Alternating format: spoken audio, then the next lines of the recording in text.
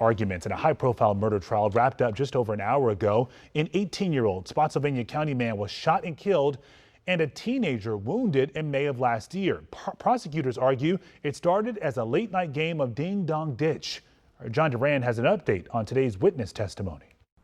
The Commonwealth wrapped up its arguments on Wednesday afternoon, but started the day calling on the medical examiner who supervised the autopsy of 18-year-old Michael Bosworth.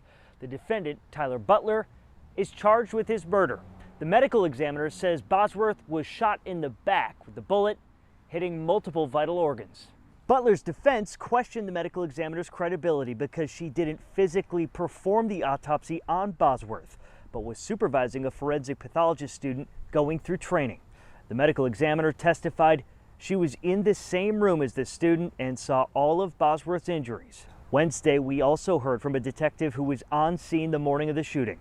He said there was no sign of kicking, punching, or forced entry into Butler's home.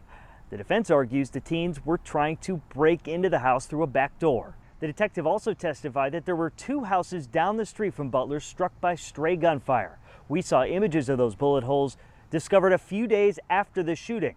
One entered a second-story bedroom and hit the headboard of a bed. Those two homeowners also took the witness stand Wednesday. Butler's defense questioned the detective's investigation and the alleged trajectory of the bullets. A deputy shared that Butler led him to his handgun that was stashed in a paper bin beneath a shredder.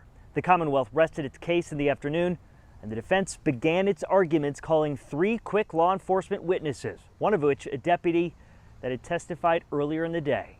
The trial continues 9 o'clock Thursday morning. In Spotsylvania County, John Duran, WUSA 9.